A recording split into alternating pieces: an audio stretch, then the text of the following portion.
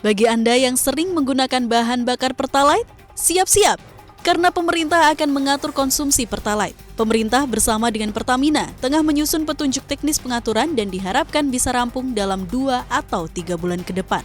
Kebijakan ini akan mengatur pembelian BBM Pertalite yang diperuntukkan bagi mereka yang berhak sesuai dengan kriteria pemerintah.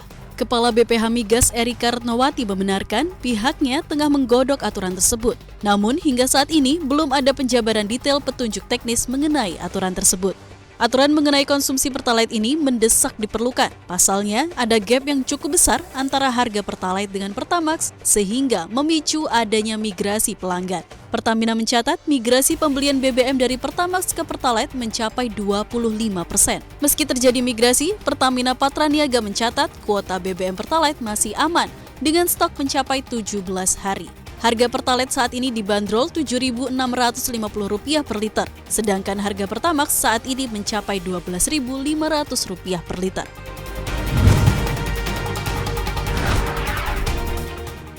Seiring suplai yang perlahan pulih, pemerintah bakal menghentikan program minyak goreng curah bersubsidi per 31 Mei 2022.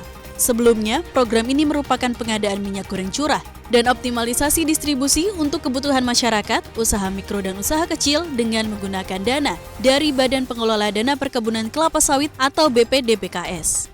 Menteri Perindustrian Agus Gumiwang Kartasasmita mengatakan, para pelaku usaha bisa melakukan pengajuan permohonan pembayaran dana pembiayaan minyak goreng murah melalui sistem online. Agus menyatakan, pemerintah akan menggunakan sistem informasi minyak goreng curah atau SIMIRA untuk bahan pertimbangan persetujuan ekspor. Selama ini, SIMIRA digunakan untuk memantau progres pendistribusian minyak goreng curah bersubsidi.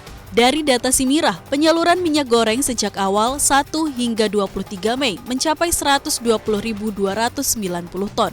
Penyaluran itu memenuhi 61,8% kebutuhan nasional per bulan. Sejak program ini berjalan pada bulan Maret lalu, total distribusi mencapai 396.533 ton.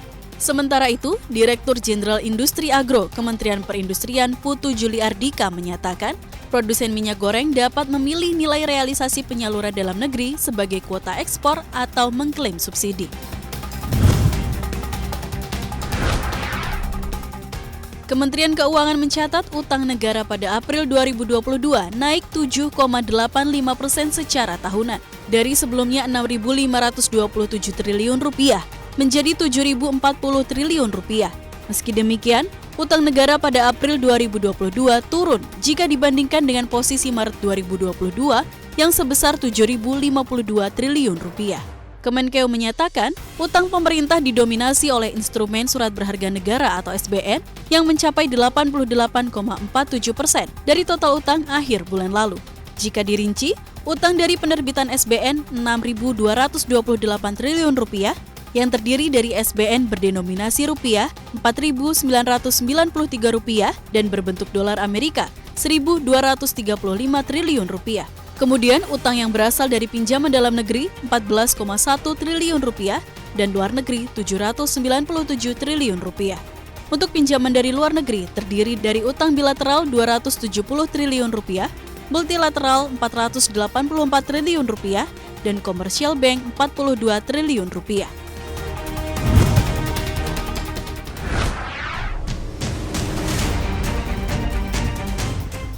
Pertumbuhan ekonomi Singapura pada kuartal pertama 2022 berhasil melampaui ekspektasi pasar.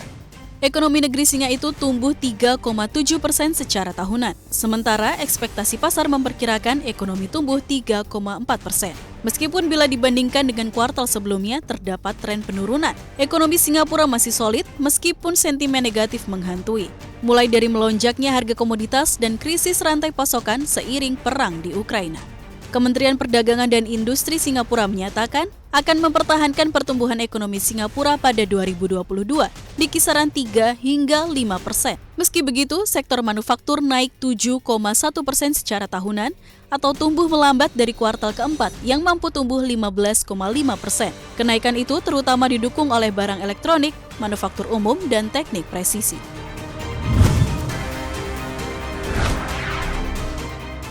Amerika Serikat mengambil langkah untuk menjegal ekonomi Rusia. Kali ini negeri Paman Sam akan menutup peluang bagi Rusia untuk membayar utang luar negerinya.